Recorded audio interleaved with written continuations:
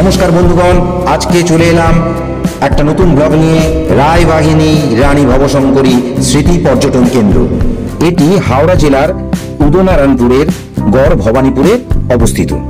আমিও আমার কয়েকজন সাথী আমাদের প্রাইভেট কার নিয়ে চলে এলাম এই জায়গাটি একটু ঘুরে বেড়িয়ে দেখার জন্য। চারিদিকে বিস্তীর্ণ এলাকা জুড়ে ফাঁকা মাঠ।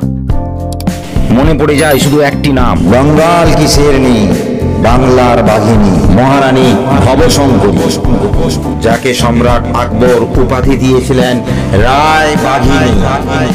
ভবশঙ্করী ছিলেন এক গ্রাম্য ব্রাহ্মণ জমিদার দীননাথ চৌধুরীর কন্যা, একজন লম্বা এবং সুগঠিত সৈনিক। বাবা ছিলেন বাংলার ভূরিশ্রেষ্ঠ রাজ্যের একজন সামরিক কমান্ডার, যুদ্ধের গলাতে পারদর্শী।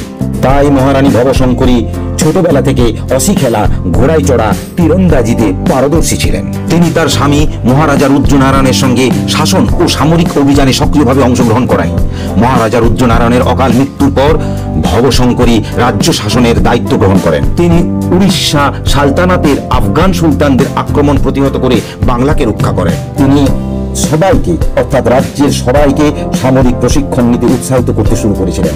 ধীরে ধীরে তিনি সামরিক প্রশিক্ষণকে ভূরিশ্রেষ্ঠের বাধ্যতামূলক করেছিলেন।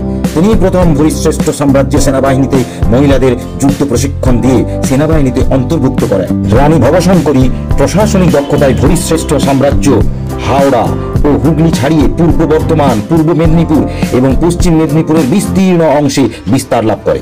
বর্তমানে জায়গাটা ভীষণ ফাঁকা দেখালেও রায়বাঘিনী রানী ভবশঙ্করী স্মৃতিরক্ষা সমিতির দ্বারা এখানে একটা বিশাল মেলা হয়ে থাকে।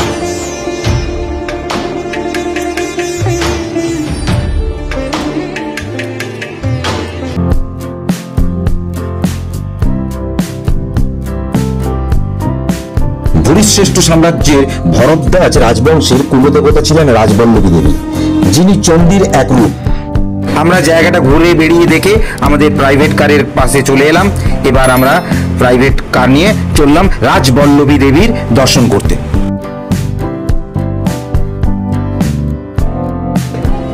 শ্রী শ্রী রাজবল্লভী মাতার মন্দির, মহাচণ্ডীর আরেক রূপ। ভবশঙ্করী তার উপাসনা করতেন। তিনি বর চেয়েছিলেন যেন কোনো যুদ্ধে কোনো মানুষ তাকে পরাস্ত করতে না পারেন। এর জন্য দেবীকে খুশি করতে তিনি উপাসনা করেন। 2 দিন উপোস থাকার পরে অবশেষে 3য় দিনে দেবী তার প্রার্থনা শোনেন, তার ইচ্ছা পূরণ হয়। দেবী তাকে তার নিজের শক্তি দিয়ে আশীর্বাদ করেছিলেন এবং তাকে একটি তরোয়াল দিয়েছিলেন, যা গড় ভবানীপুরে রাজপ্রাসাদের নিকট হ্রদের নিচে পড়েছিল। ভক্তিতে ভরা ভবশঙ্করী হ্রদে স্নান করার সময় তরোয়াল গ্রহণ করলেন। ভবশঙ্করীর পূজিত কুলদেবী চণ্ডী এখন পুরো হাওড়া জেলার পৃষ্ঠপোষক দেবী হিসেবে পূজিত হন। জয় শ্রী শ্রী রাজবল্লভী মাতার জয়। নমস্কার।